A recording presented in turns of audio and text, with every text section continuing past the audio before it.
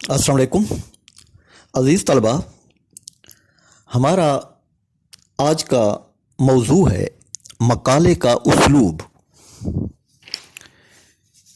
تحقیق کے حوالے سے جب بھی بات کی جاتی ہے تو ظاہر ابتدا تو موضوع کے انتخاب سے ہوتی ہے.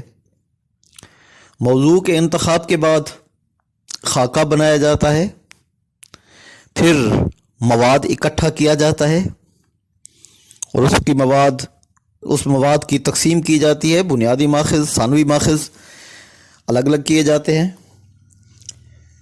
اس کے بعد جب مقالے کو تحریر کرنا شروع کرتے ہیں تو اس تحریر کے حوالے سے ہمیں کچھ چیزوں کا خیال رکھنا ہوتا ہے، یعنی مقالے کا اسلوب، جسے انداز تحریر کہا جا سکتا ہے کہ مقالہ جو ہے اس کا انداز کیا ہو تحریر کرنے کا، یعنی مقالے کی زبان کیسی ہو اور مقالے میں مزید کن چیزوں کا خیال رکھا جائے جب ہم مقالہ تحریر کر رہے ہیں. تو گویا مقالے کی زبان جو ہے وہ عام فہم ہونی چاہیے، جو رواں دواں ہو اور پرکشش ہو. طرز تحریر مکمل اور اختصار کی حامل ہو، یعنی مختصر مگر جامع. مقالہ جو ہے اس کا مقصد جو ہے وہ انفارمیشن باہم پہنچانا ہے، نہ کہ تفریح. یعنی اس کا مقصد، مقالے کی تحریر کا مقصد تفریح نہیں ہے. اس لیے لفظی صنائع بدائع ہو گئے، پرتکلف عبارت اور مکفّع و مسجع نثر کی مقالہ نگاری میں کوئی گنجائش نہیں ہوتی. یعنی اپنی علمی قابلیت کا اظہار یہاں مقصود نہیں ہوتا. جہاں ضروری ہو وہاں طویل حوالے دینے کی بجائے اپنے الفاظ میں خلاصہ پیش کیا جا سکتا ہے. یعنی اگر کوئی طویل اقتباس ہے تو طویل اقتباس کی بجائے اس کا خلاصہ پیش کر دیا جائے اور ماخذ کی کتب جو ہیں ان کو ان کا حوالہ دے دیا جائے. محقق کو چاہیے کہ وہ مقالہ لکھتے وقت اپنے ممکنہ قاری کو ہمیشہ ذہن میں رکھے. یعنی اس کو پڑھنے والا جو ہے وہ ضروری نہیں ہے کہ بہت زیادہ عالم فاضل ہو.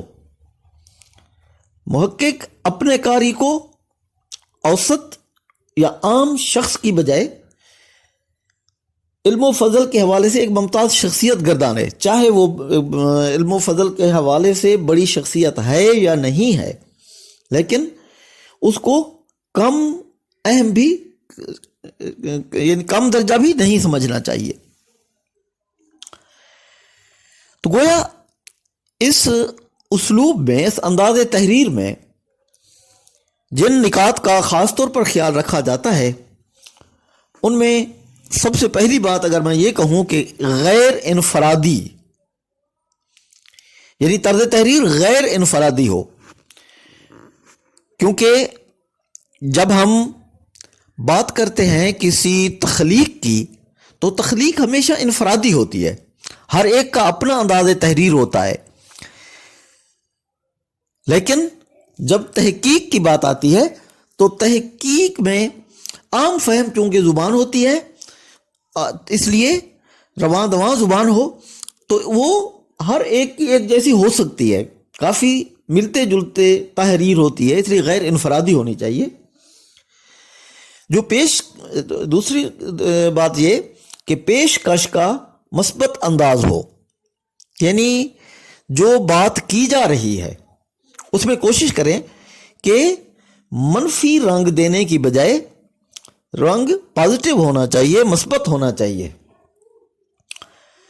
دیگر کتب کی طرز تحریر سے استفادہ، یعنی جو دوسری کتابیں اس موضوع کے حوالے سے لکھی گئی ہوں ان سے استفادہ کیا جا سکتا ہے، ان سے فائدہ حاصل کیا جا سکتا ہے.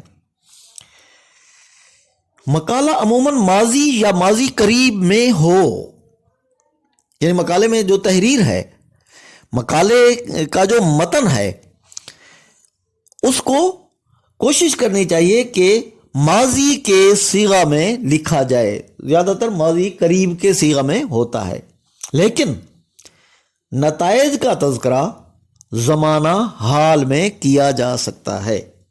یعنی نتائج سے مراد یہ کہ ایک محاکمہ جو لکھا جا رہا ہے، جو آخری لب لباب تھیسس کا لکھا جا رہا ہے، استخراج نتائج جو ہیں، محاصل جو ہیں، ان کو حال میں لکھا جا سکتا ہے. ضمائر متکلم کا استعمال نہ ہو تو بہتر ہے. ضمائر متکلم یعنی بات کرنے والا، اپنی بات، یعنی میں، ہم، میرا، ہمارا، یعنی تھیسز میں یہ ضمائر استعمال نہیں ہونے چاہیے. یعنی اس میں میں کا لفظ ہم ہے، میرا ہے، ہمارا ہے، ان کا استعمال تھیسز میں عام طور پر نہیں ہوتا. صیغہ فاعل کا استعمال صیغہ مفعول کی نسبت زیادہ ہو. یعنی جب بھی ہم ایک تھیسس لکھ رہے ہیں اس میں فاعل کا استعمال زیادہ ہو، کیونکہ عام طور پر یہ بھی کر دیا جاتا ہے کہ جیسے ہم انگلش میں پیسو وائز اور ایکٹیو وائز کی بات دیکھتے ہیں، تو پیسو وائز میں یہ ہوتا ہے کہ مفعول کو فاعل بنا کر پیش کیا جاتا ہے. تو ایسی صورت اگر کہیں بہت مجبوری کے ساتھ پیش کرنی ہے تو کوئی مذائقہ نہیں، لیکن عمومی طور پر ایسا نہیں ہونا چاہیے، بلکہ فاعل کا استعمال زیادہ ہو. پھر ہم دیکھتے ہیں کہ گنتی کے اعداد 100 تک حروف میں ہوں، اس کے بعد ہندسوں میں ہوں. یعنی 1 سے لے کر 100 تک ہند سے اگر ہم لکھ رہے ہیں تو وہ حروف میں ہونے چاہیے، اس کے بعد ہندسوں میں لکھے جائیں. یعنی 100 سے زیادہ اگر ہیں تو پھر ہندسوں میں لکھ دیں تو زیادہ بہتر ہے، کیونکہ اس کے بعد اگر ہم حروف میں لکھنا چاہتے ہیں تو وہ 2 حروف سے بھی زیادہ 3 حروف کم از کم ہو جائیں گے. یعنی 101 سے اگر شروع کرتے ہیں 101، اس کی بجائے اس کو ہندسوں میں 101 لکھ دیا جائے. لیکن 100 تک چونکہ ایک ہی لفظ ہوتا ہے تو اس لیے اسے لفظوں میں، حروف میں، یعنی 100 تک لکھنا چاہیے. ہاں البتہ جملے کی ابتدا اگر گنتی سے ہو رہی ہے تو وہ حروف میں ہونی چاہیے.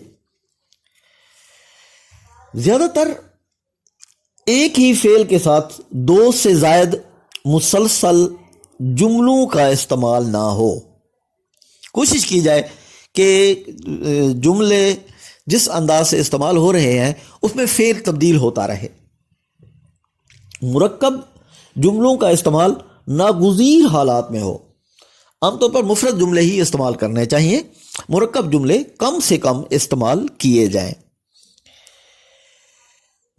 بعض اوقات اصطلاحات بھی استعمال کی جاتی ہیں، تو مختلف اصطلاحات کی بجائے ایک اصطلاح کا استعمال کیا جائے تو بہتر ہے. یعنی کسی ایک حوالے سے اصطلاحات مختلف شامل نہ کی جائیں، بلکہ ایک ہی اصطلاح استعمال کریں تو زیادہ بہتر ہے.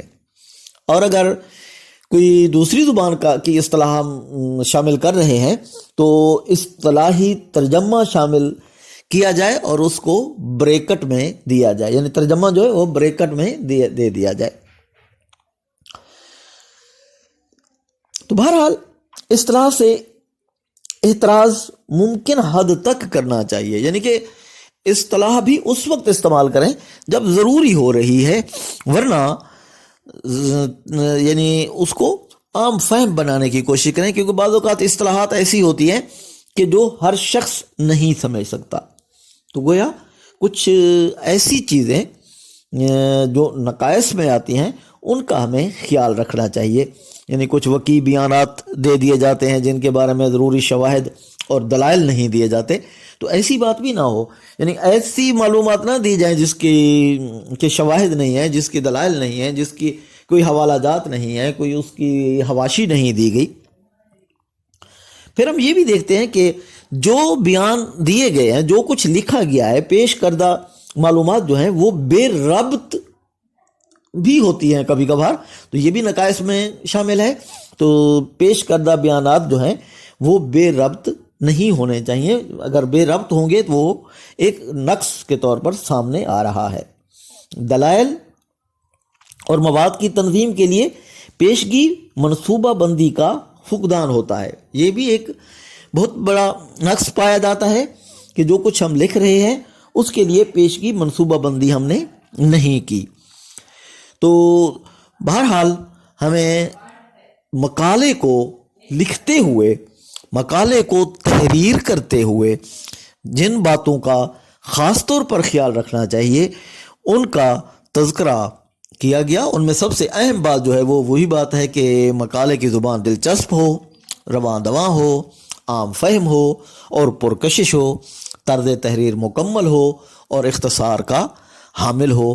لفظی ثنائے بدائے پرتکلف عبارت اور مکفہ مسجع نثر کے مقالہ نگاری کی گنجائش نہیں ہوتی۔ تو لہٰذا مقالہ تحریر کرتے ہوئے ہمیں بہت سی احتیاطوں کی ضرورت ہے۔